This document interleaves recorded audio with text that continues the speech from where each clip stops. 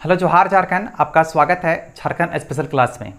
Jharkhand special class की बात किया जाए जिसमें मुख्य रूप से हम लोग स्पेशल क्लास में झारखंड के इतिहास, भूगोल और राजनीतिक व्यवस्था आदि का हम लोग अध्ययन कर रहे हैं। विभिन्न प्रतियोगिता परीक्षाओं को देखते हुए झारखंड संबंधी जो प्रश्न है या झारखंड संबंधी जो क्वेश्चन है या टर्म है किस प्रकार से पूछे जाते हैं उसके बारे में स्पेशली आप लोग को बताया जा रहा है। ठीक है, झारखंड अगर बात की जाए, झारखंड में जो प्रश्न पूछे जाते हैं वह झारखंड का जो इतिहास, भूगोल, राजनीतिक व्यवस्था, जनसांख्यिकीय व्यवस्था, ऐसे तमाम चीज़ है जहाँ से प्रश्न पूछे जाते हैं। खेल, ठीक है, पर्यटन आदि, उसी से संबंधित आपके लिए स्पेशली क्लास की व्यवस्था की गई है। जिसमें झारखंड की बात की जाए तो झारखंड संबंधित जो है मैराथन क्लासेस की व्यवस्था की गई है। मैराथन क्लास में हम लोग क्या अध्ययन करेंगे आपको मैं बता दूं। हम लोग जो अध्ययन कर रहे हैं अभी जिलेवाइज अध्ययन कर रहे हैं। अभी तक जो है उत्तरी छोटा नागपुर प्रमंडल के अंतर्गत जो जिले आते हैं उनको क्रमबद्ध तरीके से हम लोग अध्ययन कर रहे हैं। उस क्लास में की बात की जाए जो हम लोग अध्ययन कर रहे हैं, जैसे रामगढ़ के पढ़ लिए, हजारीबाग के बारे में पढ़ लिए, ठीक है, चतरा के बारे में पढ़ लिए।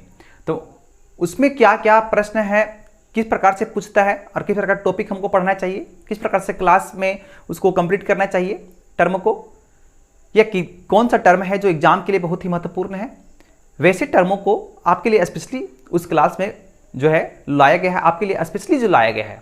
ठीक है, तो उस क्लास को बिल्कुल आप देखेंगे और इसलिए हम मैराथन क्लास लेके आए हैं। ठीक है, अब उत्तरी छोटा नागपुर प्रमंडल के अंतर्गत 7 जिले आते हैं। तो कौन कौन से जिले आते हैं उसको देख लेते हैं।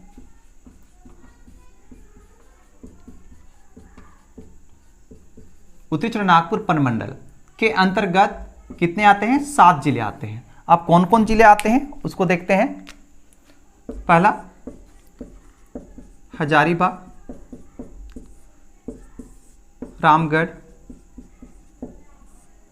रामगढ़, तीसरा बोकारो, धनबाद, गिरिडीह,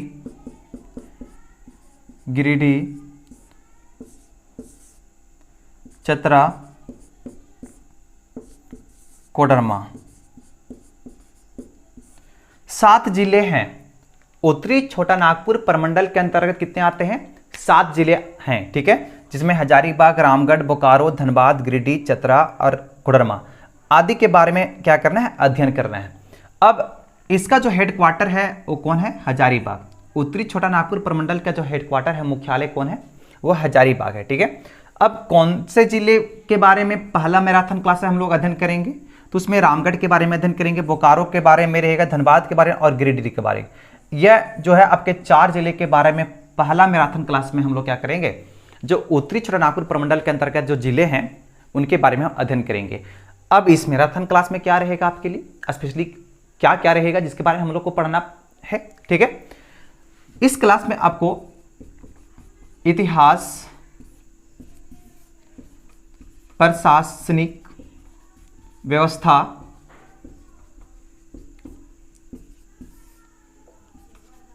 भौगोलिक विवरण, पर्यटन, ईटीसी इत्यादि पॉइंट पर क्या करना होगा? अध्ययन करवाया जाएगा। ठीक है, इतिहास, किस जिले का इतिहास किस प्रकार से है, जहां से संबंधित प्रश्न पूछा जाता है। ठीक है, प्रशासनिक व्यवस्था क्या है, उसका भौगोलिक विवरण किस प्रकार से है, कौन सी नदी कहां पे प्रवाहित होती है, किस जिले में और किस जिले के लिए क्या लाभदायक है। ठीक है, कौन सा खनिज जो है किस जिले में निकलता है। ठीक है, पर्यटन आदि है, पर्यटन क्षेत्र की बात करें जहां से प्रश्न अक्सर देखा जाता है, कौन सा प्रसिद्ध स्थान किस जिले में है। ठीक है, तो ये सारी चीज है वो मैराथन क्लासेस में आपको स्पेशली व्यवस्था की कर दी गई है और मैराथन क्लास आपके लिए स्पेशली लाया गया है, जिसमें मुख्य रूप से हम लोग जो झारखंड में उत्तरी छोटा नागपुर प्रमंडल के अंतर्गत जो जितने भी जिले हैं उनके क्रमबद्ध तरीके से हम लोग अध्ययन तो कर ही रहे हैं, लेकिन मैराथन क्लासेस आपके लिए स्पेशली व्यवस्था की गई है। उसमें मुख्य रूप से जो मैराथन क्लास हम लोग जो करेंगे, पहला मैराथन में रामगढ़, बोकारो, धनबाद, गिरिडीह जिले के बारे में अध्ययन आपको लिए स्पेशली करवाया जाएगा। ठीक है, हेलो जोहार झारखंड, आपका स्वागत है झारखंड स्पेशल क्लास में। तो आज मुख्य रूप से हम लोग अध्ययन करने वाले हैं वह गिरिडीह जिला के बारे में अध्ययन करने वाले हैं। ठीक है, झारखंड स्पेशल की बात की जाए जहां पे विभिन्न जिलों के बारे में आपको अध्ययन करवाया जा रहा है। अगर मुख्य रूप से बात की जाए, सर्वप्रथम आप लोग को जो बताया जा रहा है व उत्तरी छोटानागपुर प्रमंडल के अंतर्गत जितने भी जिले आते हैं उनको क्रमबद्ध तरीके से आपको बताया जा रहा है, ठीक है। जिसमें मुख्य रूप से अगर बात किया जाए, अगर हम लोग पिछले क्लास की बात किया जाए जहां हम लोग पढ़ चुके हैं, वह कोडरमा के बारे में पढ़ चुके हैं, चतरा के बारे में पढ़ चुके हैं, उसमें धनबाद के बारे में पढ़ चुके हैं, रामगढ़ के बारे में पढ़ चुके हैं। तो आज मुख्य रूप से अगर बात किया जाए तो क्लास में हम लोग अध्ययन करने वाले हैं वह गिरिडीह जिला के बारे में अध्ययन करने वाले हैं, ठीक है। तो गिरिडीह जिला की इंपॉर्टेंट क्या है, क्या महत्ता है इसका, क्या इसकी इतिहास है, क्या इसका प्रशासनिक विशेषता है, क्या इसका जनांकीय विशेषता है, ऐसे तमाम चीज़ हम लोग जानेंगे, ठीक है। अगर बात किया जाए क्षेत्रफल की दृष्टि से यह झारखंड कितना बड़ा जिला है ये भी देखना है हमको, जनसंख्या की दृष्टि से कितना बड़ा झारखंड का जिला में इसका स्थान आता है, ऐसे तमाम चीज़ों को हम लोग को देखना होगा, ठीक है। सर्वप्रथम इतिहास के पन्नों में एक और बात है, यहाँ पर जानने का मौका मिलेगा, आप लोग को सीखने का मौका मिलेगा, क्योंकि झारखंड का यह पहला जिला की बात किया जाए, यह हजारीबाग भूभाग को जो अलग करके एक जिला बना था, ठीक है। अगर बात की जाए हजारीबाग भूभाग को काट करके एक जिला बनने वाला गिरिडीह प्रथम था। आप याद रखें, इसका गठन 4 दिसंबर 1972 ईस्वी को किया गया था, ठीक है, जो हजारीबाग भूभाग को काट करके एक जिला के रूप में अस्तित्व में आया था, ठीक है। तो चलिए आज इसी के बारे में हम लोग क्या करेंगे, विस्तार पूर्वक अध्ययन करेंगे। तो सर्वप्रथम इसका भौगोलिक विशेषता देखते हैं, भौगोलिक वर्णन क्या है गिरिडीह जिला का, ठीक है। गिरिडीह जिला की बात की जाए, इसका जो क्षेत्रफल है, कुल क्षेत्रफल 4962 वर्ग किलोमीटर क्षेत्र में क्या है, यह फैला हुआ है गिरिडीह। झारखंड की अगर बात की जाए जिले में क्षेत्रफल की दृष्टि से इसका चौथा स्थान आता है, चौथा स्थान आता है। गिरिडीह जिला जो है विभिन्न जिलों के साथ अपनी क्या करता है, सीमा साझा करता है, ठीक है। कुछ राज्य हैं जिनके साथ गिरिडीह जो है अपना सीमा स्पर्श करता है, जिसमें मुख्य रूप से अगर बात की जाए बिहार के साथ इसका जो है वो सीमा स्पर्श होता है, ठीक है। पूछ देगा कि कौन कौन ऐसे जिले हैं जिनकी सीमा गिरिडीह के साथ स्पर्श होता है, तो उसको भी हमको देखना अति आवश्यक है। जिसमें कोडरमा जिला की बात की जाए, हजारीबाग जिला, बोकारो, धनबाद, जामताड़ा और देवघर, अगर कुल मिला के बोला जाए तो झारखंड के 6 जिले के साथ गिरिडीह अपनी सीमा साझा करता है, ठीक है। 6 जिलों के साथ अपनी सीमा साझा करता है गिरिडीह, इसीलिए गिरिडीह एक विशेष है, ठीक है। अब आगे अगर बात किया जाए तो गिरिडीह जो भूभाग है उससे बहुत सारी नदियां प्रवाहित होती है, गिरिडीह जो भूभाग है उससे बहुत सारी नदियां प्रवाहित होती है। उसमें अगर मुख्य रूप से बराकर नदी की बात किया जाए, उसरी, संकरी आदि नदियां जो है गिरिडीह भूभाग से क्या होती है, प्रवाहित होती है, ठीक है। यह प्राकृतिक दृश्य है वहाँ की जो गिरिडीह का, ठीक है। गिरिडीह का जब जिक्र होता है तब झारखंड का सबसे ऊंचा चोटी जिसका नाम है पारसनाथ, वह गिरिडीह जिला में स्थित है, और उसकी सबसे ऊंची जो चोटी है उसका नाम है संवेद शिखर, यह भी गिरिडीह जिला में है। तो गिरिडीह जिला को विशेष बनाता है, ठीक है। उसके इतिहास में जानेंगे कि संवेद शिखर की इतिहास क्या है, ठीक है। पारसनाथ की कहानी है, किन से जुड़ा है, किस धर्म से जुड़ा हुआ है, वो हम लोग आगे देखेंगे, ठीक है। यह इसकी भौगोलिक विशेषता हो गया, गिरिडीह जिला का जो है यह भौगोलिक विशेषता हो गया कि क्षेत्रफल में कितना क्षेत्रफल है इसका, झारखंड में गिरिडीह का स्थान कितना आता है, कौन सी नदियां जो है गिरिडीह भूभाग से प्रवाहित होती है, ठीक है। ऐसे तमाम चीज़ हम देखें, इनके कौन कौन पड़ोसी जिले हैं जिनके साथ सीमा साझा करता है गिरिडीह, ऐसे तमाम चीज़ है आपको अति आवश्यक याद रखना होगा, ठीक है। अब आगे प्रशासनिक विशेषता की बात किया जाए, अब अगला जो हम लोग का टॉपिक पढ़ना है वो प्रशासनिक विशेषता है।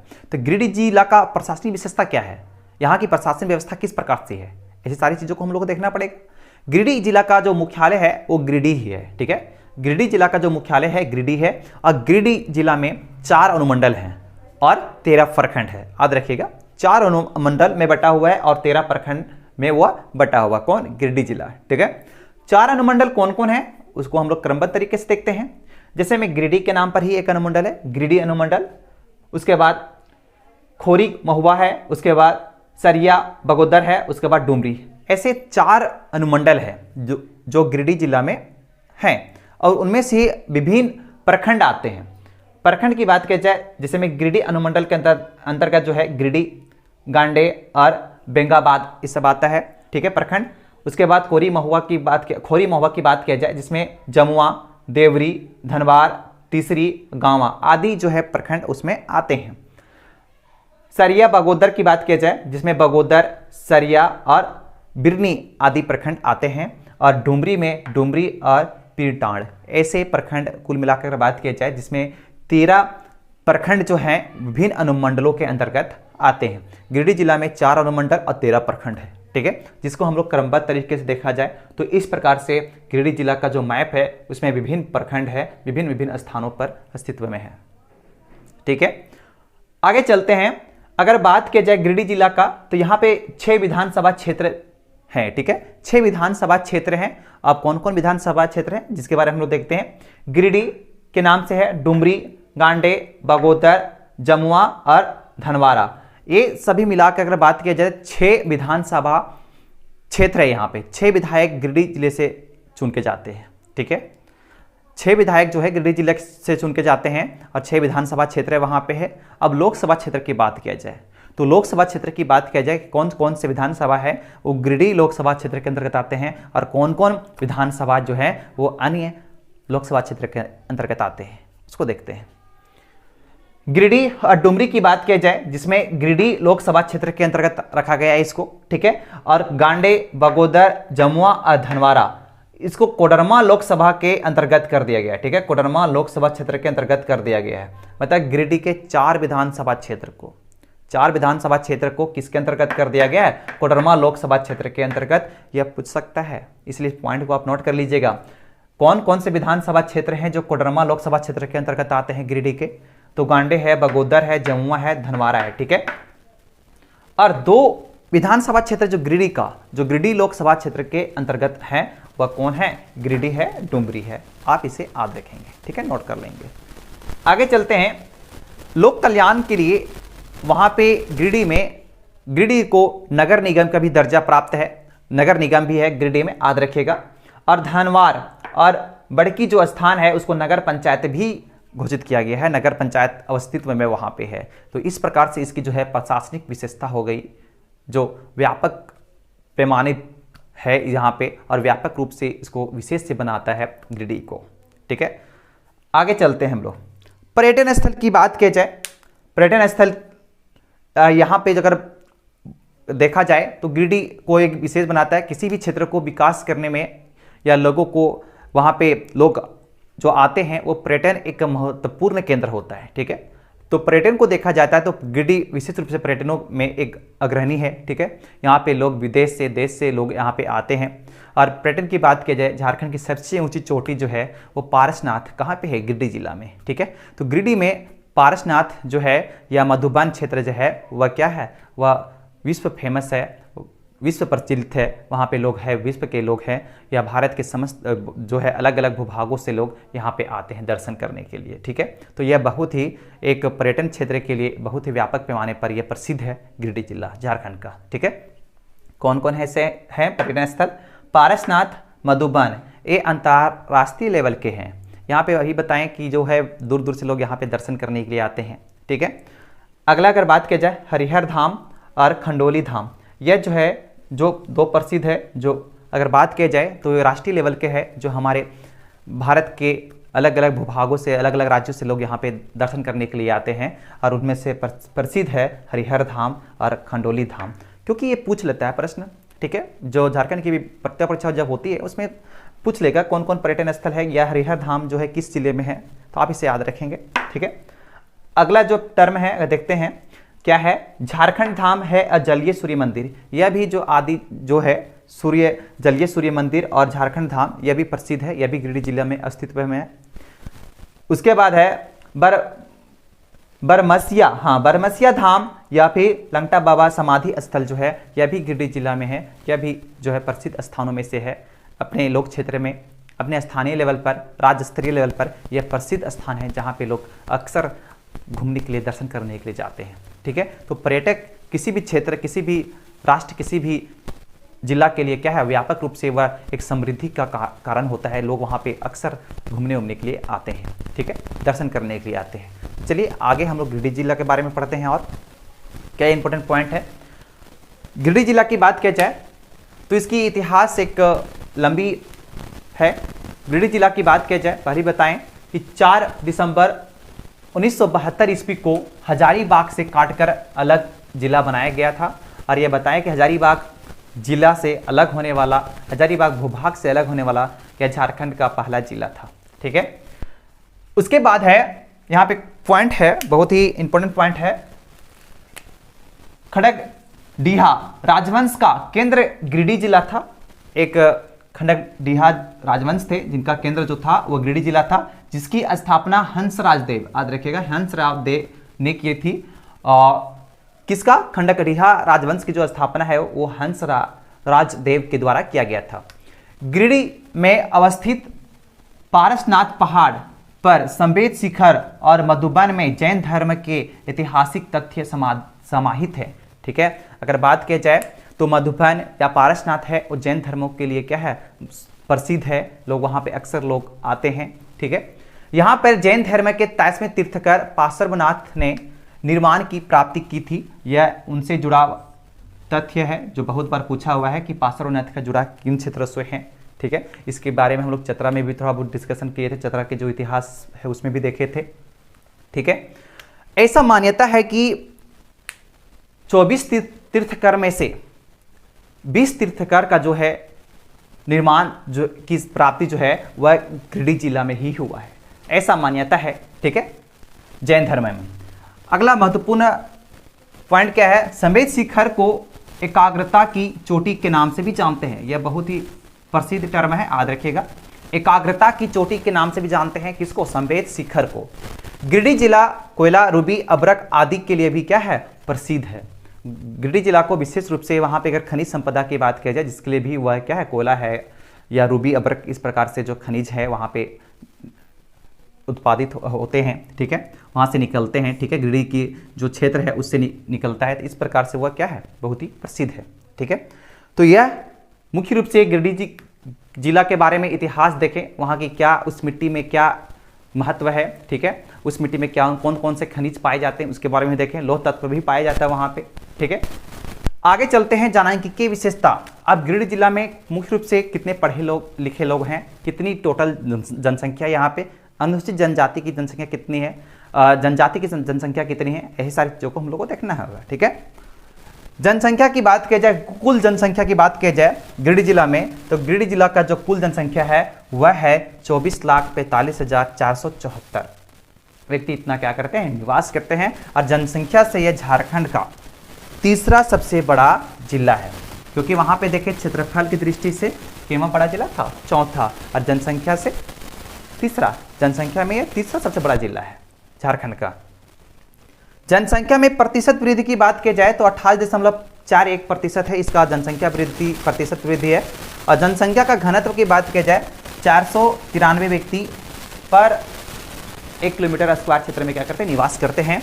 और लिंग अनुपात की बात की जाए तो 944 स्त्रियां हैं 1000 पुरुषों पर। ठीक है, और अनुसूचित जाति की प्रतिशत की बात की जाए 13.31% है। और अनुसूचित जनजाति का जो प्रतिशत है 9.74% है। और कुल साक्षरता दर की बात की जाए तो 63.14% है।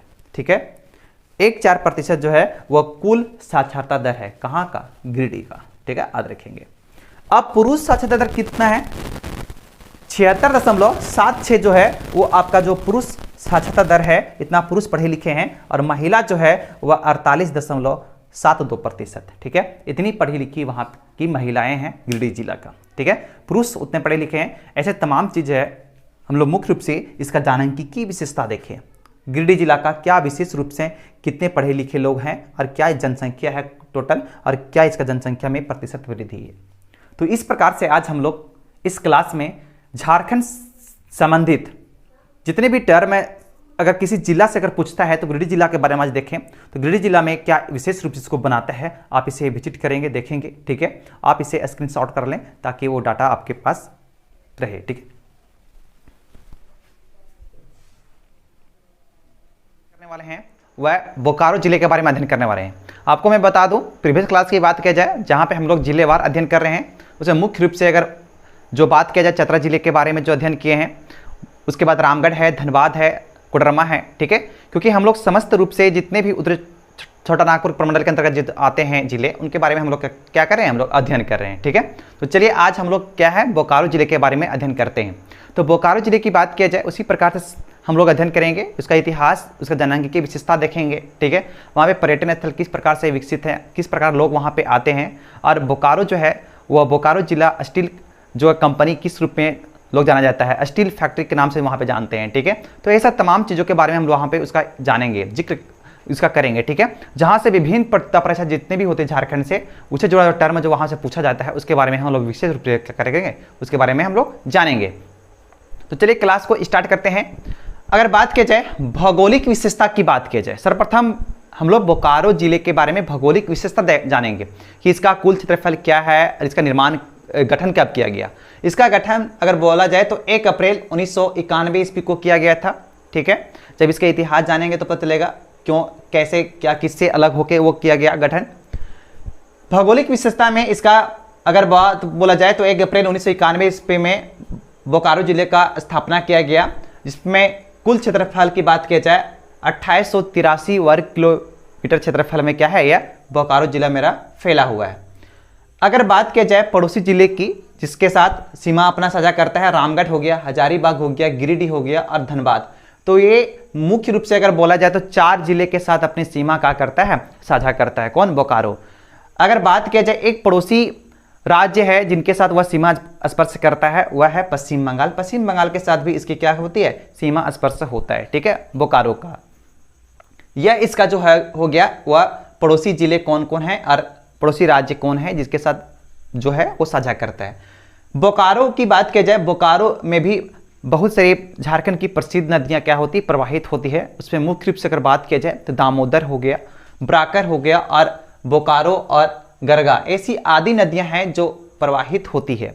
बोकारो एक नदी का नाम है, ठीक है, जो बोकारो जिले में ही प्रवाहित होती है। ये मत समझ लीजिएगा ये बोकारो है, तो बोकारो नदी है, ठीक है। तो दामोदर, कोनार, बोकारो और गरगा आदि नदियां होती है जो कहाँ प्रवाहित होती है, बोकारो जिले में प्रवाहित होती है, ठीक है। इसका जो हो गया यह भौगोलिक विशेषता हो गया। अब हम लोग देखते हैं प्रशासनिक विशेषता क्या है, जहाँ से अक्सर जो है प्रश्न देखे जाते हैं, ठीक है।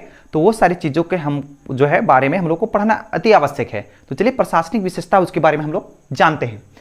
तो प्रशासनिक विशेषता की बात किया जाए बोकारो जिले की, तो बोकारो का जो मुख्यालय है वो बोकारो है, ठीक है। बोकारो का जो मुख्यालय है बोकारो जिले का वो बोकारो है। और बोकारो जिले की बात की जाए जिसमें 2 अनुमंडल हैं और 9 प्रखंड हैं। कितने हैं? 2 अनुमंडल और 9 प्रखंड के रूप में क्या है वह विभाजित है, जिसमें 2 अनुमंडल में एक बेरमो अनुमंडल और एक चास अनुमंडल के रूप में है, ठीक है, याद रखिएगा। अगर ऐसा पूछा जाए कि बोकारो जिले में कौन अनुमंडल है, तो बेरमो जो है अनुमंडल के रूप में है और चास भी अनुमंडल के रूप में है। बेरमो के अनुमंडल के अंतर्गत आने वाले कौन कौन प्रखंड है जो आते हैं, जिसमें बेरमो, कसमार, चंद्रपुरा, पेटरवार, गोमिया, नावाडी और जरहीडी, ऐसे कुछ प्रखंड हैं जो बेरमो अनुमंडल के अंतर्गत आते हैं और कुछ प्रखंड हैं जो चास अनुमंडल के अंतर्गत आते हैं, जिसमें मुख्य रूप से चास और चंदनक्यारी है, ठीक है। तो इस प्रकार से हम लोग अनुमंडल और प्रखंड के बारे में देखें। अब प्रखंड की बात की जाए जिसके हम लोग मैप यहाँ पे देख सकते हैं, गोमिया, बेरमो, नावाडी, चंद्रपुर, ठीक है, पेटरवार, कसमार, जिरीडीह, चास और चंदनक्यारी आदि जो है यहाँ पे प्रखंड है। कितने प्रखंड हो गए? 9 प्रखंड हो गए जो विभिन्न जिलों के साथ क्या करते हैं, अपनी सीमा साझा करते हैं, ठीक है। चलिए आगे चलते हैं। अगर बात किया जाए विधानसभा क्षेत्र के, बोकारो जिले में कितने विधानसभा क्षेत्र हैं? 4 विधानसभा क्षेत्र आते हैं। किसमें? बोकारो जिले में 4 विधानसभा क्षेत्र हैं, जिसमें मुख्य रूप से बोकारो, चंदनक्यारी, बेरमो और गोमिया, ठीक है।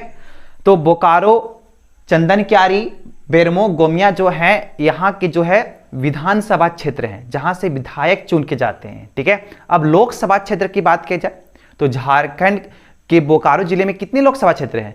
बोकारो जिले की बात किया जाए, बोकारो जिले के जितने भी जो विधानसभा क्षेत्र आते हैं उसको मर्ज कर दिया गया है, ठीक है। वह गिरिडीह में या धनबाद में मर्ज कर दिया गया। पूछता है कि धनबाद में कौन कौन विधानसभा क्षेत्र मर्ज हैं और गिरिडीह विधानसभा लोकसभा क्षेत्र में कौन कौन जो बोकारो के विधानसभा क्षेत्र में मर्ज हैं, ठीक है, उसके बारे में देख लीजिए। बोकारो चंदनक्यारी की बात की जाए, बोकारो चंदनक्यारी धनबाद लोकसभा क्षेत्र के अंतर्गत आते हैं। यह कौन है? बोकारो का विधानसभा क्षेत्र है बोकारो और चंदनक्यारी, जो धनबाद लोकसभा क्षेत्र के अंतर्गत आते हैं, और बेरमो और गोमिया जो गिरिडीह लोकसभा क्षेत्र के अंतर्गत आते हैं। क्योंकि झारखंड से 14 जो है वो सांसद जो है चुन के जाते हैं लोकसभा के लिए, और जो है 6 जो है वो राज्यसभा के लिए चुन के जाते हैं। टोटल कितने होंगे? 20 सांसद हैं वो चुन के जाते हैं, ठीक है। 20 सांसद जो होते हैं वो चुन के झारखंड से जाते हैं, यह स्पेशली आप लोग को पढ़ना है, ठीक है। आगे चलते हैं। लोक कल्याण के लिए यहाँ पे चास को नगर निगम के रूप में स्थापित किया गया है। चास जो बोकारो है, बोकारो में है, उसको नगर निगम के रूप में स्थापित किया गया है, यह भी पॉइंट देख लीजिएगा। अगला है फुसरो। फुसरो की बात किया जाए एक नगर परिषद है, क्योंकि वहां भी जनसंख्या देखा जाए तो फुसरो को नगर परिषद के रूप में गठन कर लिया गया है, ठीक है। तो यह जो हुआ प्रशासनिक विशेषता हुआ, जहां से विभिन्न बार प्रतिपरीक्षाओं में प्रश्न पूछ लिया गया है, ठीक है। चलिए आगे हम लोग जो पॉइंट देखते हैं वो जनांकीय विशेषता है कि बोकारो जिले की कुल जनसंख्या कितना है, कितने अनुसूचित जनजाति है, कितने अनुसूचित जाति हैं, ठीक है, कितने पढ़े लिखे लोग हैं या कितने पुरुष पढ़े लिखे हैं, कितनी महिलाएं, क्या साक्षरता दर की बात किया जाए यहाँ, क्या यहाँ पे लिंगानुपात है, ठीक है। ऐसी सारी चीज़ों को हम लोग को देखना होगा। तो कुल जनसंख्या की बात किया जाए तो 20,62,330 यहाँ की कुल जनसंख्या है। यह झारखंड का 5वां सबसे बड़ा जिला है जनसंख्या की दृष्टि से। जनसंख्या की दृष्टि से झारखंड का सबसे 5वां बड़ा जिला है झारखंड का। और अगला देखिए पॉइंट क्या है, जनसंख्या वृद्धि प्रतिशत की बात किया जाए या कितना प्रतिशत है, जो 16.01% यहाँ पे जनसंख्या वृद्धि प्रतिशत है। जनसंख्या घनत्व की बात किया जाए, यहाँ की जो जनसंख्या घनत्व है वह कितना है, 715। याद रखिएगा 715 जो है यहाँ पे जनसंख्या घनत्व है, मतलब 1 किलोमीटर स्क्वायर क्षेत्र में लोग कितने, 715 लोग निवास करते हैं। कहाँ पे, बोकारो जिले में। लिंगानुपात की बात की जाए यहाँ पे 922 स्त्रियां हैं 1000 पुरुषों पर। अगर बात की जाए झारखंड का दूसरा सबसे कम लिंगानुपात वाला है। पहला हम लोग पढ़ चुके हैं कि पहला कौन है, पहला जो है वह धनबाद है। पहला क्या था, धनबाद। वहाँ पे कितना 1316 समथिंग लोग निवास करते थे, ठीक है। तो यह पहला था, तो ये कितना है 23वें नंबर का, ठीक है, याद रखिएगा। आगे चलते हैं। झारखंड का 23वें जिला है जो सबसे कम लिंगानुपात वाला है, ठीक है। आगे चलते हैं। अनुसूचित जाति का जो प्रतिशत है यहाँ पे 14.51% है अनुसूचित जाति का, और अनुसूचित जनजाति का जो प्रतिशत है 12.40 है, यह याद रखिएगा। अगला है कुल साक्षरता दर की बात किया जाए 72.01% है, और पुरुष की कुल साक्षरता दर की बात किया जाए 82.51% है। वह पुरुष पढ़े लिखे हैं बोकारो में, और महिला जो पढ़ी लिखी है वह 60.63% है, महिलाएं पढ़ी लिखी वहां पे बोकारो में, ठीक है। चलिए आगे चलते हैं। अब हम लोग प्रशासनिक देख लिए, जनांकीय विशेषता देख लिए, ठीक है, भौगोलिक देख लिए। तो आज जो है हम लोग वह भी देख लेते हैं, बोकारो का इतिहास। बोकारो का भी इतिहास रहा होगा, ठीक है। सभी जिलों का हम लोग क्रमबद्ध तरीके से इतिहास भी देखें, कौन सा जिले के इतिहास में क्या क्या है। तो उसी प्रकार बोकारो का भी इतिहास है, तो बोकारो के इतिहास भी हम लोग देखते हैं। चलिए बोकारो के इतिहास की बात की जाए, जिसका जो गठन है विभिन्न क्षेत्रों को मिलाकर किया गया था, जिसमें धनबाद के चास एवं चंदनक्यारी प्रखंड और गिरिडीह के बेरमो अनुमंडल, पता किसको, चास, चंदनक्यारी और बेरमो को मिलाकर के एक जिले का गठन किया गया। कब किया गया था, 1 अप्रैल 1991 ईस्वी को। कब किया गया था, 1 अप्रैल 1991 ईस्वी को बोकारो को अस्तित्व में लाया गया था, ठीक है। यह इसकी प्रसिद्धि है कि इसका गठन जो है वो चास, चंदनक्यारी और बेरमो के रूप में किया गया। यह जो धनबाद का जो है एक प्रकार के प्रखंड था, चास, चंदनक्यारी, और गिरिडीह जो था वो अनुमंडल था। गिरिडीह के जो अनुमंडल था कौन, बेरमो, जिसको मिला करके तीनों को मिला करके एक जिला गठन किया गया। वह जिला का नाम है बोकारो, ठीक है। चलिए कब किया गया था गठन, 1 अप्रैल 1991 ईस्वी को, ठीक है। आगे चलते, संथाल जनजाति अपना अतीत इस जिले के गोमिया में अवस्थित लुगुबुरु से जोड़ते हैं, ठीक है, बहुत ही प्रसिद्ध हैं, और यह अंतर्राष्ट्रीय महत्व का स्थल है जहां पे लोग आते हैं, ठीक है। आगे चलते हैं। अगर बात किया जाए वर्ष 1964 ईस्वी में, वर्ष 1964 ईस्वी में सोवियत संघ, ठीक है, सोवियत संघ वर्तमान का रूस, ठीक है, के सहयोग से बोकारो स्टील कंपनी का स्थापना किया गया था। बोकारो स्टील कंपनी का जो स्थापना किया गया था, कब किया गया था, 1964 ईस्वी में किया गया था। किसके सहयोग से, सोवियत संघ के सहयोग से। वर्तमान का जो रूस है पहले सोवियत संघ के रूप में था, जिसने भारत को सहयोग किया था, और 1964 ईस्वी में यहाँ पे कंपनी स्थापना हुई थी, ठीक है।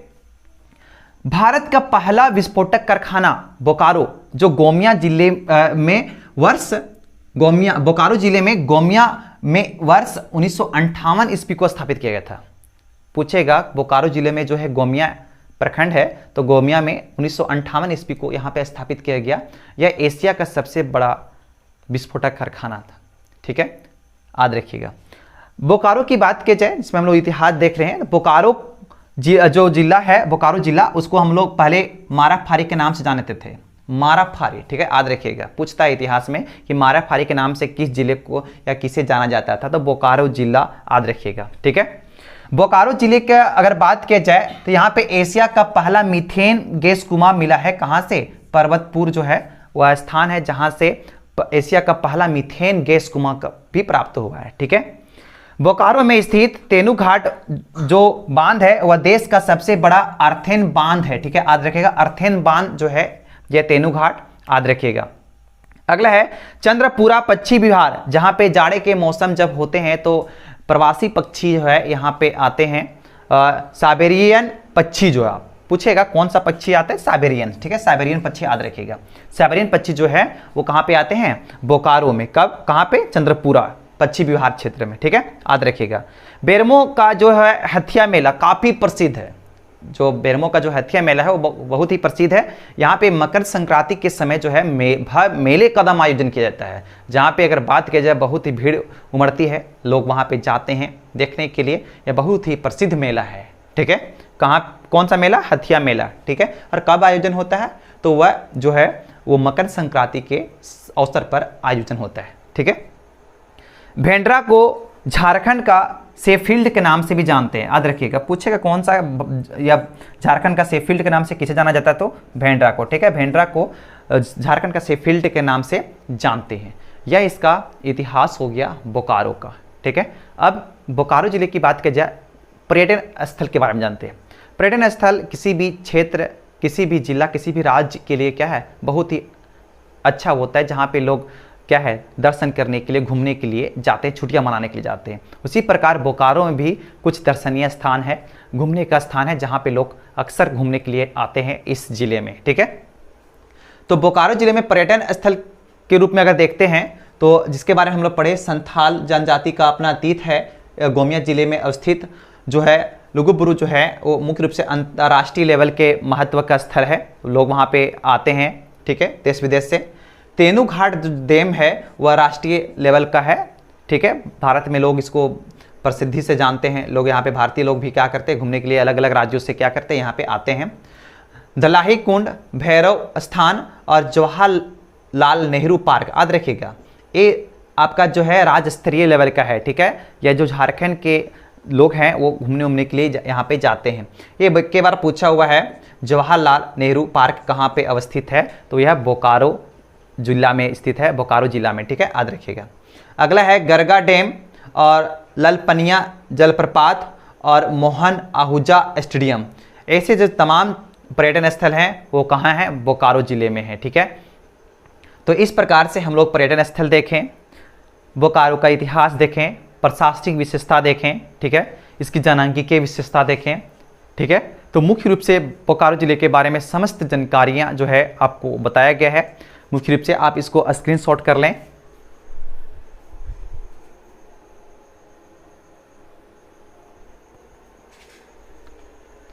तो चलिए, आज क्लास की व्यवस्था की गई है, जिसमें आज हम लोग अध्ययन करने वाले हैं वो कौन सा है? रामगढ़ जिले के बारे में अध्ययन करने वाले हैं। आपको मैं बता दूं, आप लोग को जो स्पेशल क्लास जो दिया जा रहा है उसमें उत्तरी छोटा नागपुर के जो प्रमंडल के अंतर्गत जो आने वाले जिले हैं उनको विस्तार पूर्वक आपको बताया जा रहा है, जिसमें मुख्य रूप से आपको चतरा कोडरमा के बारे में बता दिया गया है। आज जो आपके लिए जो स्पेशल क्लास लाया गया है वो रामगढ़ जिले के बारे में आपको विस्तार पूर्वक बताया जाएगा। ठीक है, तो जहां से विभिन्न प्रतियोगिता परीक्षाओं में अगर प्रश्न पूछा जाता है तो जिसमें मुख्य रूप से रामगढ़ जिले के बारे में आज हम लोग देखेंगे कहां से किस प्रकार से प्रश्न पूछता है। ठीक है, चलिए क्लास को हम लोग स्टार्ट करते हैं, शुरुआत करते हैं। तो क्या पढ़ना है इसमें? मुख्य रूप से हमको इतिहास, भौगोलिक विशेषता और प्रशासनिक व्यवस्था देखना भी है, और उसके बाद पर्यटक क्षेत्र किस प्रकार है, रामगढ़ जिले जो है वह राज्य स्तरीय लेवल पर या फिर अंतर्राष्ट्रीय लेवल पर किस प्रकार से प्रसिद्ध है, लोग किस वजह से यहाँ पे आते हैं, तो वैसे सारी चीज़ों के बारे में आपको बताया जाएगा। ठीक है, तो चलिए क्लास को शुरुआत करते हैं।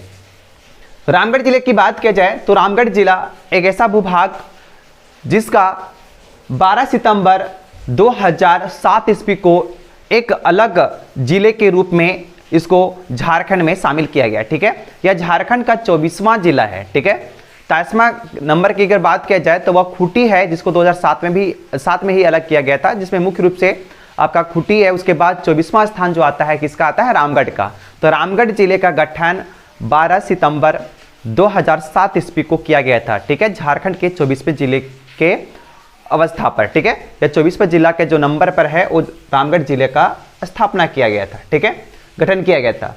अगर भौगोलिक विशेषता की बात किया जाए तो रामगढ़ जिले की भौगोलिक विशेषता क्या है। रामगढ़ जिला का जो कुल क्षेत्रफल है वो 1341 वर्ग किलोमीटर क्षेत्र है में क्या है, यह फैला हुआ है। ये क्षेत्रफल के अनुसार झारखंड का सबसे छोटा जिला है। कभी प्रश्न पूछ भी लेता है कि झारखंड का सबसे छोटा जिला क्षेत्रफल की दृष्टि से कौन है, तो आप याद रखेंगे कौन सा जिला है, रामगढ़। रामगढ़ क्षेत्रफल की दृष्टि से सबसे छोटा जिला है झारखंड का। ठीक है, जो 1341 वर्ग किलोमीटर क्षेत्र में क्या है, फैला हुआ। इस जिला का जो गठन है वो हजारीबाग भूभाग को काट करके इसको किया गया है। ठीक है, अलग करके किया गया था। ठीक है, आगे अगर देखा जाए तो क्या है इसका इंपॉर्टेंट, अगर इसकी भौगोलिक विशेषता देखें तो इसमें बोकारो, रांची और हजारीबाग जिले क्या करते हैं, स्पर्श करते हैं किससे, रामगढ़ जिले से।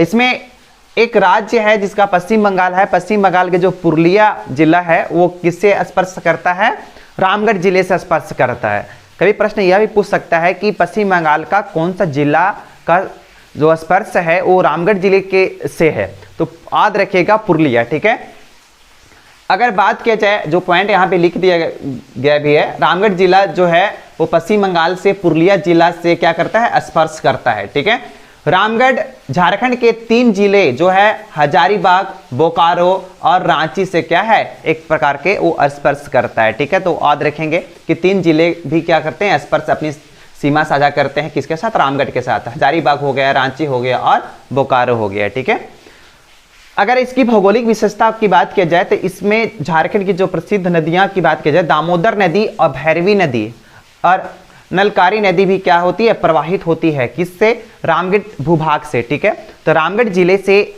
ये प्रमुख नदियां जो है वो प्रवाहित होती है, बहती है कहाँ पे, रामगढ़ में। याद रखिएगा बहुत ही प्रसिद्ध नदियां हैं ये सब। रामगढ़ जो कोयला उत्पादक क्षेत्र के में भी अपना स्थान बनाता है, इस क्षेत्र में भी आता है। बात किया जाए दामोदर घाटी का क्षेत्र है जहां पर ज़्यादा जो है गुड़माना समकालीन के जो कोयले का निक्षेप है उसमें रामगढ़ भी आता है, तो रामगढ़ में भी कोयले का उत्पादन किया जाता है। ठीक है, तो ये इसका जो है भौगोलिक विवरण हुआ जो आपको बताया गया मुख्य रूप से, आप इसे याद रखेंगे। और यह जो अस्तित्व में आया था, कब आया था, 12 सितंबर 2007 ईस्वी। ठीक है, याद रखिएगा झारखंड के 24वें जिले के रूप में। ठीक है, और क्षेत्रफल की दृष्टि से क्या है, सबसे छोटा जिला है। अगला महत्वपूर्ण बिंदु है वह है जनसांख्यिकीय विशेषता। अब रामगढ़ जिले का जो जनसांख्यिकीय विशेषता क्या है, कितना जनसंख्या है, यहाँ पे वृद्धि दर क्या है, जनसंख्या घनत्व क्या है, लिंगानुपात क्या है, उसके बारे में देखते हैं। जहाँ से प्रश्न आपको पूछा जाता है भी है और वहाँ जो प्रश्न आता है भी है, इस डाटा को आप अच्छी तरह से देख लीजिएगा। ठीक है, कुल जनसंख्या की बात किया जाए, यहाँ के कुल जनसंख्या जो है 9,49,443 है, याद रखिएगा। जनसंख्या वृद्धि दर की बात किया जाए तो 13.10 जो है यहाँ की जो जनसंख्या वृद्धि दर है। जनसंख्या घनत्व वाला की बात किया जाए तो यहाँ पे 1 किलो स्क्वायर क्षेत्र में जो एरिया में जो लोग रहते हैं 708 व्यक्ति क्या करते हैं, निवास करते हैं। झारखंड के यह तीसरा सबसे अधिक जनसंख्या घनत्व वाला है। ठीक है, झारखंड का तीसरा स्थान लाता है जनसंख्या घनत्व में, याद रखेंगे डाटा को। ठीक है, 708 व्यक्ति निवास करते हैं। ठीक है, लिंगानुपात की बात किया जाए, यहाँ पे जो 1000 पुरुष पर 921 स्त्रियां हैं। ठीक है, और जिसमें झारखंड की बात किया जाए दूसरा सबसे कम लिंगानुपात वाला जो है वो जिला है, कौन, रामगढ़। याद रखिएगा यहाँ पे 2 पॉइंट आपका बनता है, मुख्य रूप से जनसंख्या घनत्व वाला जो झारखंड में इसका सबसे जो है तीसरा सबसे अधिक है यहाँ पे, और लिंगानुपात में यह झारखंड का सबसे दूसरा कम लिंगानुपात वाला जिला है। तो यहाँ पे 2 पॉइंट बिल्कुल याद रखिएगा। ठीक है, अगला पॉइंट की बात किया जाए जिसमें एसी अनुसूचित जाति का प्रतिशत की बात किया जाए तो 11.20 जो है, याद रखिएगा इतना प्रतिशत है रामगढ़ जिले में अनुसूचित जाति का। अनुसूचित जनजाति की बात किया जाए तो इसमें 21.19% है, ये याद रखिएगा आप, ठीक है। वहाँ की जो जनसंख्या है किसकी, अनुसूचित जनजाति का और अनुसूचित जाति का आपका जो यहाँ पे बताया गया है, आप इसको याद रख लीजिएगा। अगला है कुल साक्षरता दर की बात किया जाए, जो जिले की कुल साक्षरता दर है, स्त्री पुरुष का जो है कितने लोग वहाँ पे प्रतिशत में पढ़े लिखे हैं। अगर बात किया जाए तो यहाँ पे जो है कुल साक्षरता दर की बात किया जाए तो 73.17% है जो कुल साक्षरता दर है, किसका, रामगढ़ का, ठीक है। पुरुष का साक्षरता दर की बात किया जाए तो 82.44% है जो पुरुष पढ़े लिखे हैं, और महिलाएं जो पढ़ी लिखी है वो 63.09%, ठीक है, याद रखिएगा। इतनी जो है यहाँ की जो है वो मुख्य रूप से जानने की विशेषता है, जहां से प्रश्न आपको अक्सर पूछ लिया जाता है, ठीक है, इसलिए आपको बताया गया, स्पेशली आप इस डाटा को नोट कर लीजिएगा, ठीक है। अगला जो महत्वपूर्ण टॉपिक है प्रशासनिक विशेषता। अगर बात की जाए रामगढ़ जिले की प्रशासनिक विशेषता क्या है, इसकी प्रशासनिक विशेषता है, तो यहाँ पे अगर बात किया जाए रामगढ़ जिले का जो मुख्यालय है वो कहाँ पे है, रामगढ़ है, ठीक है, आप याद रखिएगा।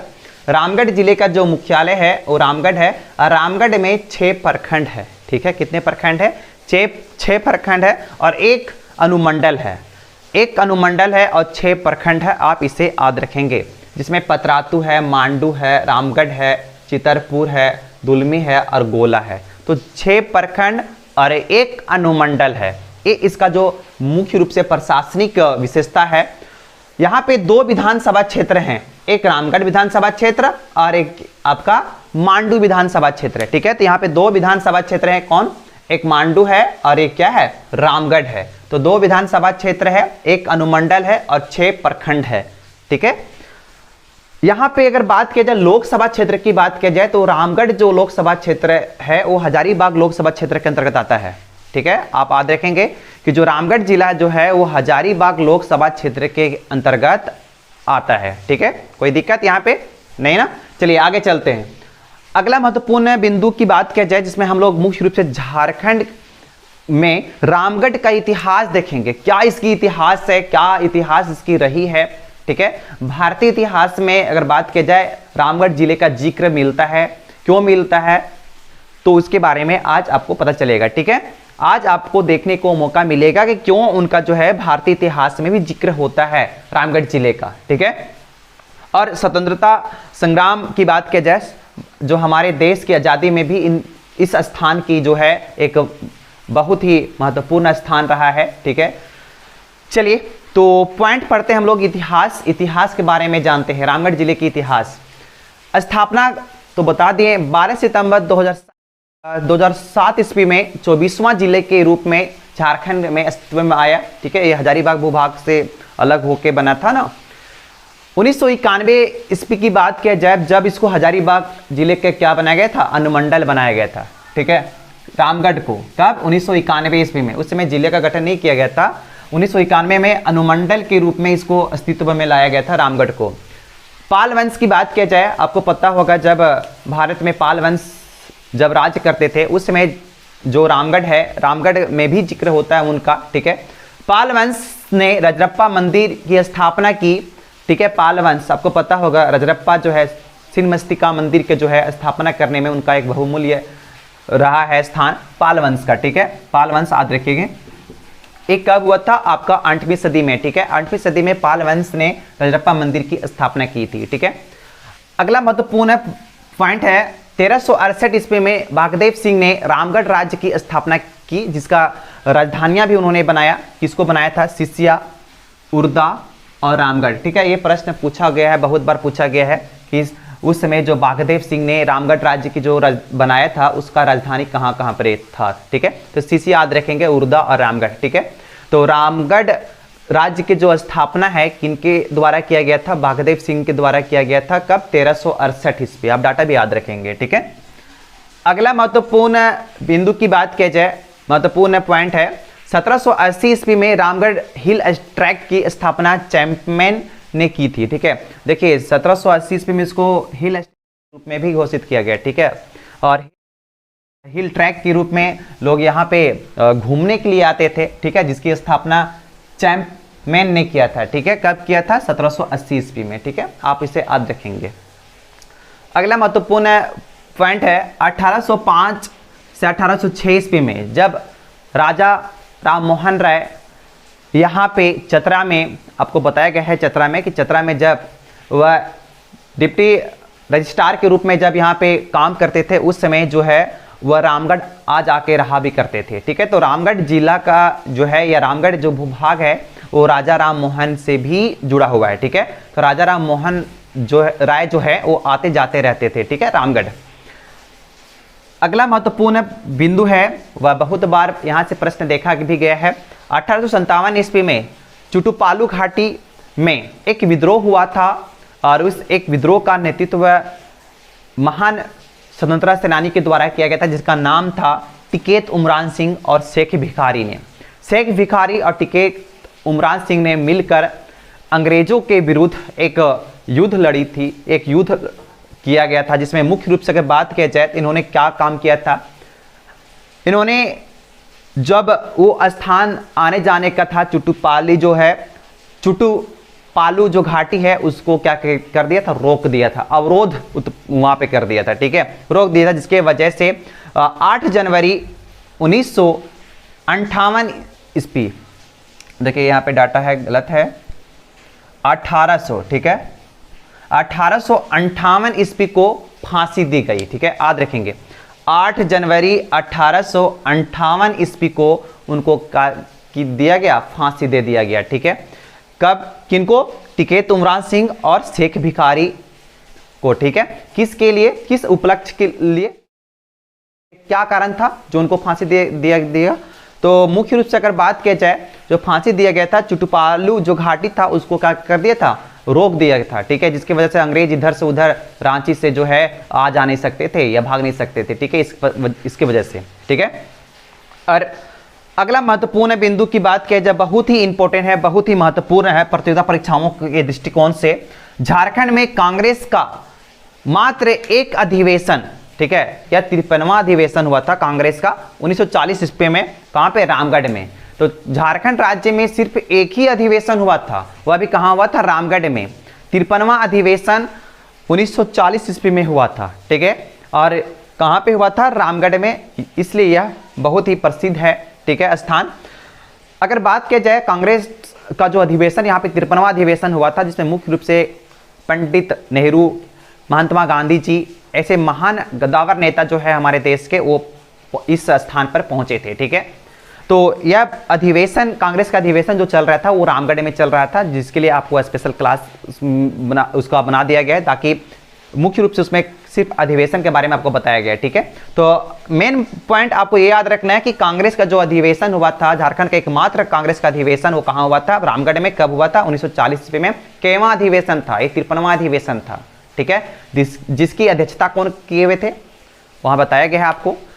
तो याद रखें, डॉक्टर अब्दुल कलाम आजाद के द्वारा उसकी अध्यक्षता किया गया था। ठीक है, और इसके विरोध में तो पता है कि उसमें सुभाष चंद्र बोस ने एक पार्टी का भी स्थापना किया था। ठीक है, शिबू सोरेन का जुड़ाव जो है वो भी रामगढ़ जिले से है। ठीक है, रामगढ़ की जो मिट्टी से उनका भी जुड़ा है।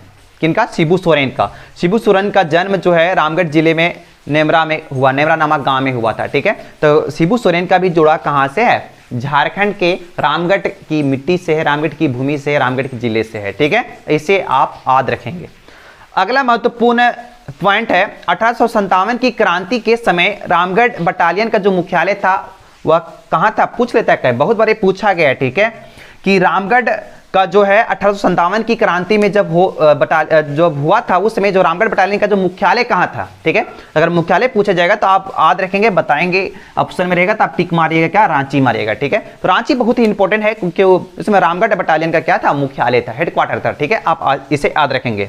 अगला महत्वपूर्ण बिंदु है, जहां पर नोट करके भी लिख दिया गया कि झारखंड क्षेत्र में एकमात्र छावनी जो है, छावनी बोर्ड है, वो कहां पे है, रामगढ़ में है। ठीक है, आप रामगढ़ जाते हैं तो वहां पे एक छावनी बोर्ड है। ठीक है, अगर बात किया जाए छावनी परिषद का गठन किया गया था, कब किया गया था, इसकी स्थापना, गठन कब किया गया था, 1941 ईस्वी में इसकी क्या किया गया था, गठन किया गया था। ठीक है, आप इसे याद रखेंगे कि इस छावनी बोर्ड का जो गठन कब किया गया था, 1941 ईस्वी में। ठीक है, 1941 ईस्वी में इसका क्या किया गया था, गठन किया गया था। ठीक है, तो इसमें मुख्य रूप से हम लोग इसका इतिहास देखें किस प्रकार की इसकी इतिहास है, ठीक है, यहाँ पे रामगढ़ जिले का। तो रामगढ़ जिले का इतिहास हम लोग देखें। अब आगे देखते हैं कुछ पर्यटक क्षेत्र।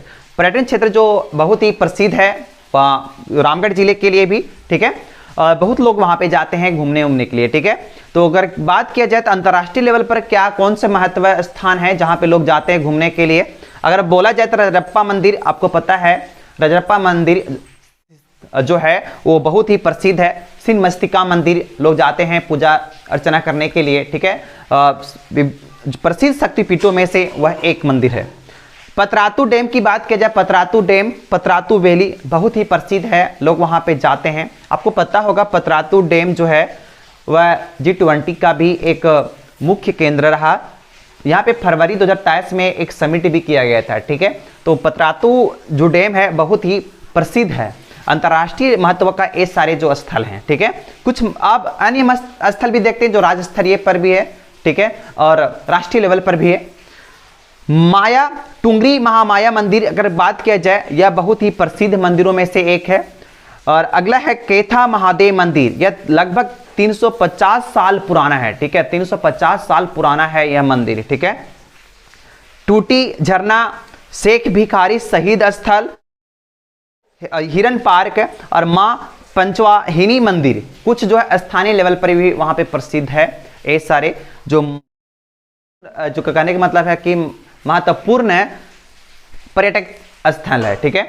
तो लोग यहाँ पे आते हैं घूमने उमने के लिए, ठीक है। इस प्रकार से रामगढ़ मुख्य रूप से अगर बात किया जाए, झारखंड का जो रामगढ़ जिला है बहुत ही प्रसिद्ध है, ठीक है।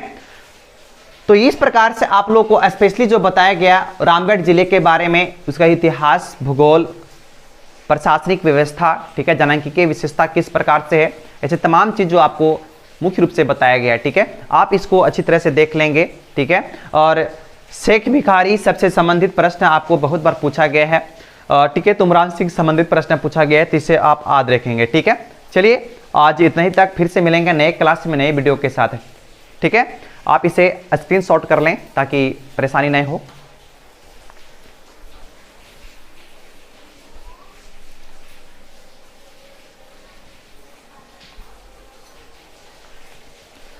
चलिए ठीक है, फिर से मिलेंगे नए क्लास में नई वीडियो के साथ, ठीक है। तो आज धनबाद जिले के बारे में अध्ययन करेंगे।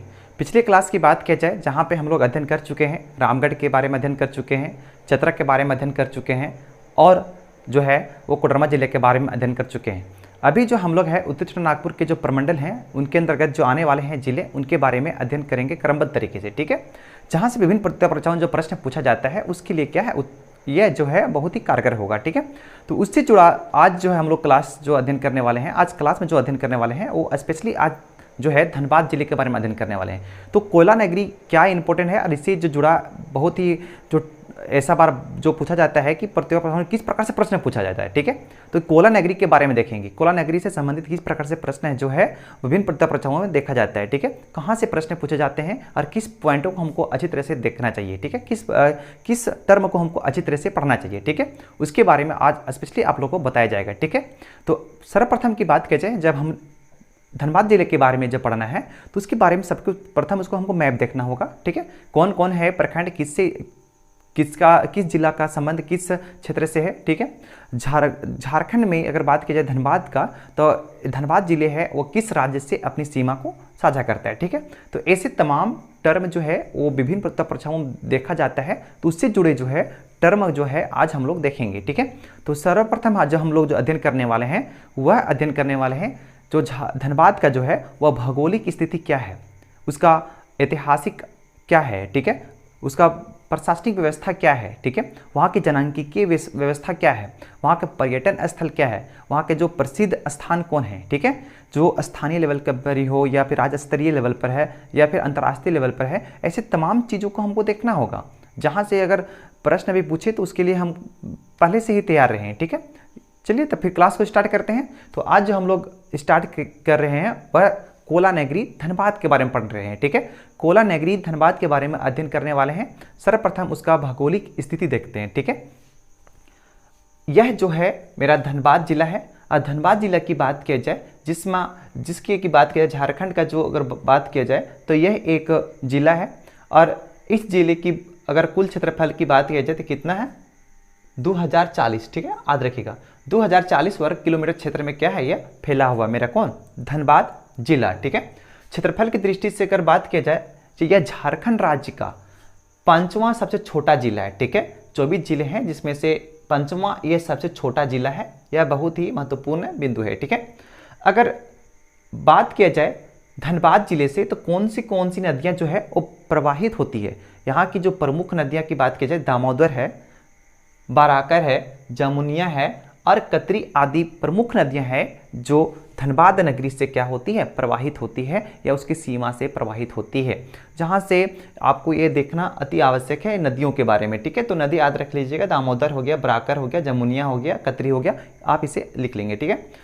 अगला महत्वपूर्ण बिंदु है कि झारखंड के जो जिले हैं, जो गिरिडीह है, बोकारो है या फिर आपका जो जामताड़ा है, वह जो सीमा बनाते हैं किनके साथ बनाते हैं, वह धनबाद के साथ। या धनबाद जो जिला है वह गिरिडीह, बोकारो और जामताड़ा से क्या करती है, अपना सीमा स्पर्श करते हैं, ठीक है।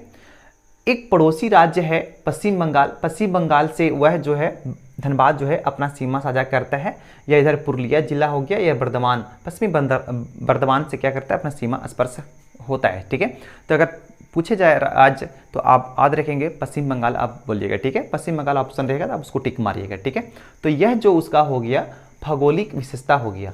एक सबसे बड़ा इसका जो उपनाम के नाम से जानते हैं हम लोग, कोयला नगरी के नाम से जानते हैं। धनबाद जो कोयला नगरी है बहुत ही प्रसिद्ध है भारत में और इसलिए इसको कोयला नगरी के उपनाम से हम लोग क्या करते हैं, जानते हैं, ठीक है। अगला महत्वपूर्ण जो हमको टर्म पढ़ना है वह प्रशासनिक विशेषता पढ़ना है, ठीक है, कि धनबाद जिले का प्रशासनिक विशेषता क्या है।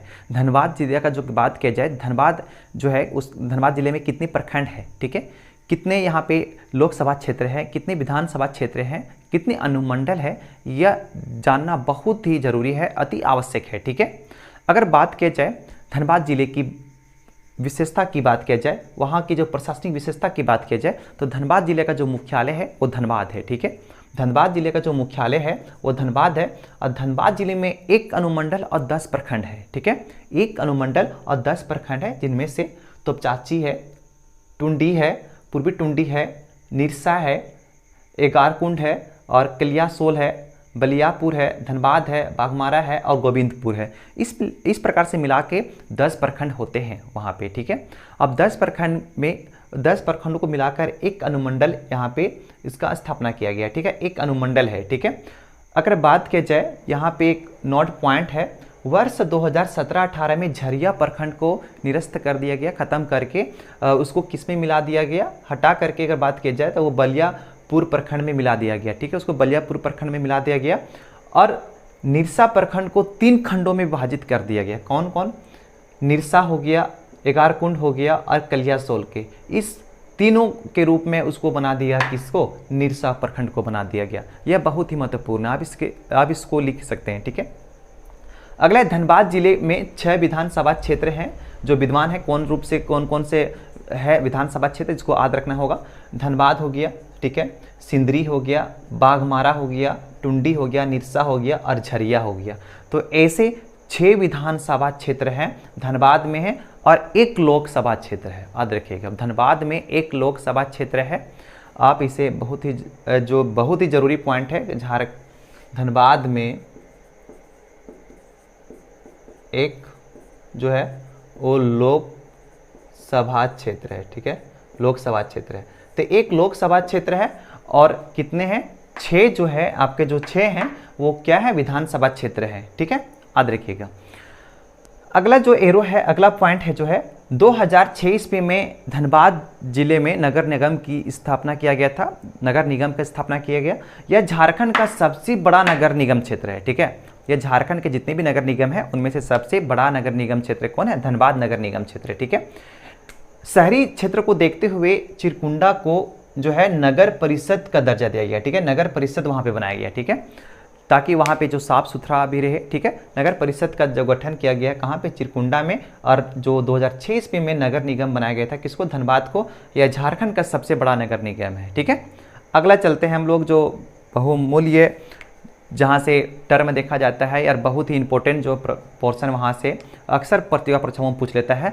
और यह डाटा बेसिस प्रश्न है, डाटा बेसिस है जहाँ से हमको याद करने में कठिनाइयाँ भी हो सकती है। तो आप इसे अच्छी तरह से याद करें और नोट कर लेंगे, ठीक है। जानकीय विशेषता, जानकीय विशेषता में क्या होता है, वहाँ की जनसंख्या देखना होगा, वहाँ की जनसंख्या घनत्व देखना होगा, कितने पुरुष पढ़े लिखे हैं, साक्षरता दर क्या है उसका, ठीक है। झारखंड में उसका उस जिले का स्थान कहाँ पे है, कितने अनुसूचित जाति हैं, कितने अनुसूचित जनजाति हैं, ये सारे जो है और जानकीय विशेषता में स्पेशली बना दिया गया है ताकि आपको किसी प्रकार से परेशानी का सामना ना करना पड़े, ठीक है। तो कुल जनसंख्या की बात किया जाए, यहाँ पे कुल जनसंख्या की बात किया जाए तो कितना है, 26,84,487 लोग यहाँ पे निवास करते हैं। कहाँ पे, कोला नगरी में, ठीक है। कोला नगरी में मुख्य रूप से 26,84,487 लोग क्या करते हैं, निवास करते हैं। और यह झारखंड का दूसरा सबसे बड़ा जिला है जनसंख्या के दृष्टि से, ठीक है। जनसंख्या से दृष्टि से झारखंड का क्या है, यह सबसे बड़ा जिला है। केवा, दूसरा सबसे बड़ा जिला, ठीक है। यह झारखंड का दूसरा सबसे बड़ा जिला है और जनसंख्या की दृष्टि से पता है पहला जो है वो पहला स्थान पर कौन है, रांची, ठीक है। अगला है जनसंख्या में वृद्धि प्रतिशत की बात की जाए तो 11.99, मतलब लगभग में 12% जो है वो जनसंख्या वृद्धि दर वहां देखा गया है, ठीक है। जनसंख्या घनत्व बहुत ही इंपॉर्टेंट है यह पॉइंट, ठीक है, आप इसे लिख लेंगे। जनसंख्या घनत्व की बात की जाए, यहाँ पे जो लोग निवास करते हैं 1316 व्यक्ति, ठीक है, 1316 व्यक्ति निवास करते हैं। यह झारखंड का पहला स्थान है जनसंख्या घनत्व में, ठीक है। झारखंड का पहला जिला है जनसंख्या घनत्व में, इसका पहला स्थान आता है, ठीक है। क्योंकि यहाँ जो है 1 किलोमीटर स्क्वायर क्षेत्र में कितने लोग निवास करते हैं, 1316 व्यक्ति निवास करते हैं, ठीक है। लिंगानुपात की बात किया जाए यहाँ पे लिंगानुपात का, तो 1000 पुरुष पर 909 स्त्रियां हैं, मतलब यहाँ लिंगानुपात यह सबसे कम है।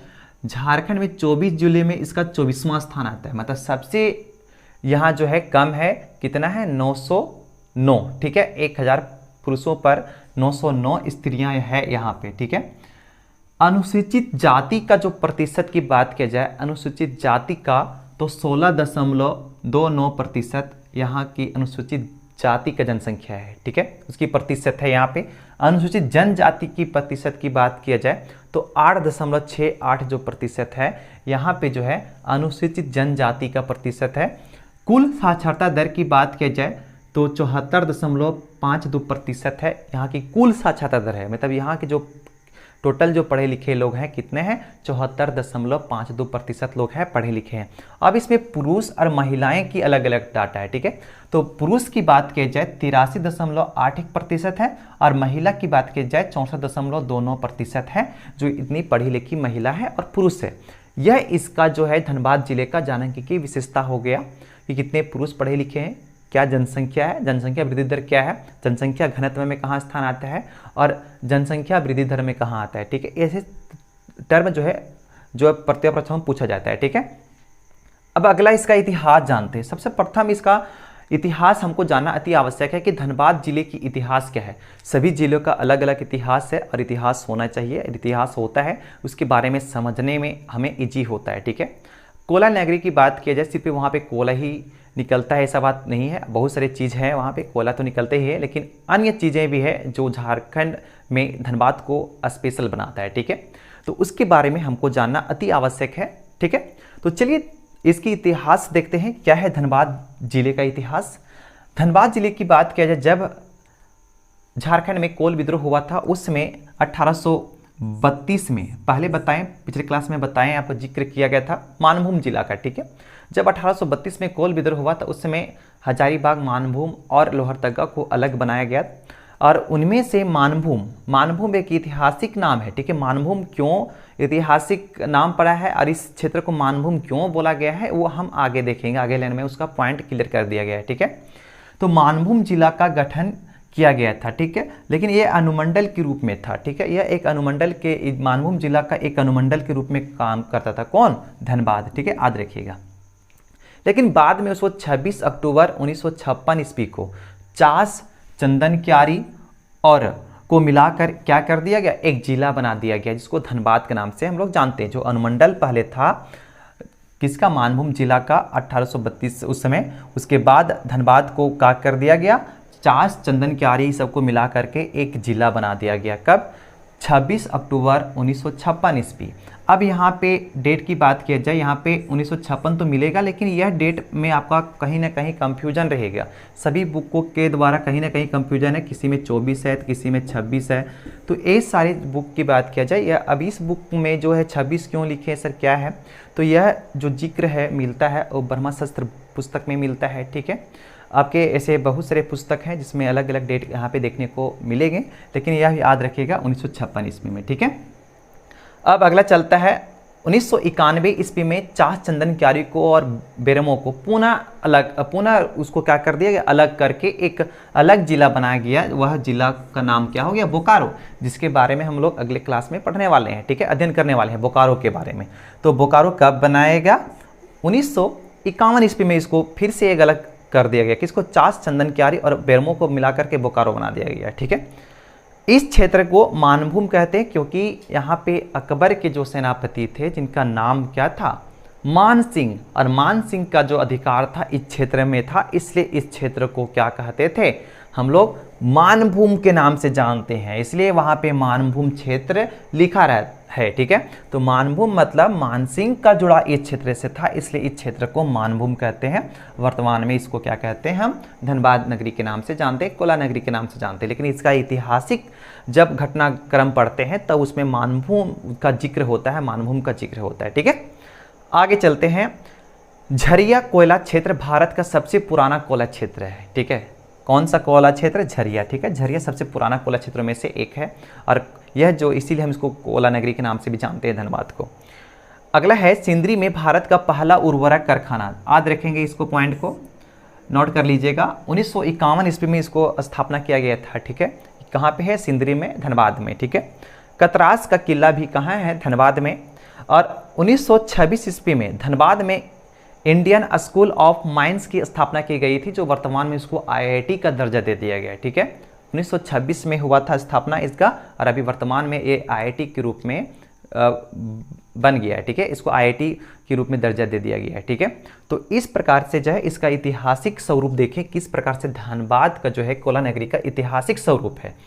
ठीक है, अगर इससे जुड़ा प्रश्न पूछेगा तो कोई दिक्कत नहीं रहेगा। ठीक है, चलिए अगला चलते हैं पर्यटन स्थल। ठीक है, और पर्यटन स्थल भी किसी जिले, किसी स्थान के लिए क्या है, बहुत ही विशेष से होता है, और वह क्षेत्र को भी बहुत जो है वो नाम प्रचलित होता है, या लोग वहाँ पे आते जाते हैं। ठीक है, तो ऐसे में पर्यटन स्थल भी तो होना बहुत ज़रूरी है, किसी भी क्षेत्र को विकास करने में एक अहम रोल होता है। ठीक है, पर्यटन स्थल का। तो पर्यटन स्थल की बात किया जाए, धनबाद जिले में कोला नगरी में पर्यटन स्थल भी है, जो अंतर्राष्ट्रीय लेवल का भी है, राज्य स्तरीय का है, और स्थानीय लेवल का भी है। ठीक है, तो देखते हैं कौन कौन किस प्रकार से पर्यटन स्थल हैं जो विश्व प्रसिद्ध हैं। मैथन डैम की बात किया जाए, मैथन डैम यह अंतर्राष्ट्रीय लेवल का जो है एक प्रकार के पर्यटन स्थल है। लोग विदेशों से या फिर बाहरी जो है भारत के जो अन्य राज्यों में रहते हैं निवास, वह आते हैं अक्सर, तो मैथन डैम अवश्य वह घूमने के लिए जाते हैं। ठीक है, या पिकनिक स्टॉप के पिकनिक लोग मनाने के लिए भी जाते हैं वहाँ पे। ठीक है, छुट्टियाँ मनाने के लिए भी जाते हैं लोग। अगला है तोपचाची लेक, जो है तोपचाची लेक है, वहाँ पे तोपचाची अभयारण्य के नाम से भी जानते हैं। पंचेत डैम हो गया, लिलोरी स्थान हो गया, और शक्ति मंदिर। यह जो ऐसे हुए जो राज्य स्तरीय, मतलब झारखंड के जो है वो राज्य स्तरीय लेवल पर है कुछ दर्शनीय स्थान जहाँ पे घूमने के लिए लोग जाते हैं। ठीक है, अगला है कुछ स्थानीय लेवल के भी हैं जहाँ पे वह उस क्षेत्र के लिए, उस जो जिला के लिए क्या है वो प्रसिद्ध है, जिसमें भटिंडा जलप्रपात है, बिरसा मुंडा पार्क, याद रखिएगा बिरसा मुंडा पार्क कहाँ पे है, धनबाद जिले में है, कोला नगरी में है बिरसा मुंडा पार्क। उसके बाद है भुईफोड़ मंदिर, जो है यह स्थानीय महत्व का मंदिर है, जो मुख्य रूप से धनबाद नगरी कोला नगरी में है। ठीक है, अगला है एक महत्वपूर्ण व्यक्ति का नाम है जिनका झारखंड आंदोलन से जुड़ा था, जिनका नाम था विनोद बिहारी महतो, और उन्हीं के नाम पे वहाँ पे एक विश्वविद्यालय का स्थापना किया गया। यह विश्वविद्यालय का नाम है विनोद बिहारी महतो कुलांचल विश्वविद्यालय, धनबाद में स्थित है। ठीक है, यह इस प्रकार से हम लोग मुख्य रूप से देखें धनबाद नगरी के बारे में, कोला नगरी के बारे में विस्तार पूर्वक अध्ययन किए, जहाँ से विभिन्न प्रतियोगिता परीक्षाओं से अगर प्रश्न पूछा जाएगा तो बहुत ही ये क्या पूछा जाता है और बहुत ही इम्पोर्टेंट है। ठीक है, तो इस प्रकार हम लोग ऐतिहासिक इसका पर्यटन जो कौन कौन स्थल हैं जो विश्व प्रसिद्ध हैं, ठीक है, उसके बारे में देखें, इतिहास इसका देखें, इसका जो है वो आपका भौतिक कहने का मतलब है कि भौगोलिक संरचना देखें, ठीक है, उसके बाद प्रशासनिक विशेषता देखें।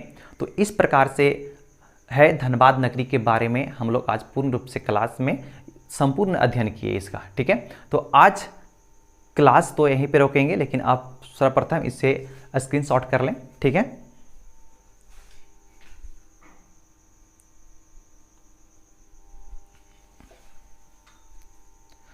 तो चलिए फिर से मिलेंगे नए क्लास में नए भाव से, ठीक है, और नए जोश जुनून से। तो आप मेरे चैनल पर बने रहें, ठीक है, और अपने दोस्तों के साथ इस वीडियो को शेयर करें, इस क्लास को शेयर करें, ताकि उनके पास भी वह जानकारी हो सके, वह भी अब जानकारी ग्रहण कर सके। तो मेरे चैनल को लाइक करें, सब्सक्राइब करें और दोस्तों के साथ शेयर करें, ताकि पल पल की नोटिफिकेशन सभी को मिलते रहे। ठीक है, थैंक यू, फिर से मिलेंगे नए क्लास में।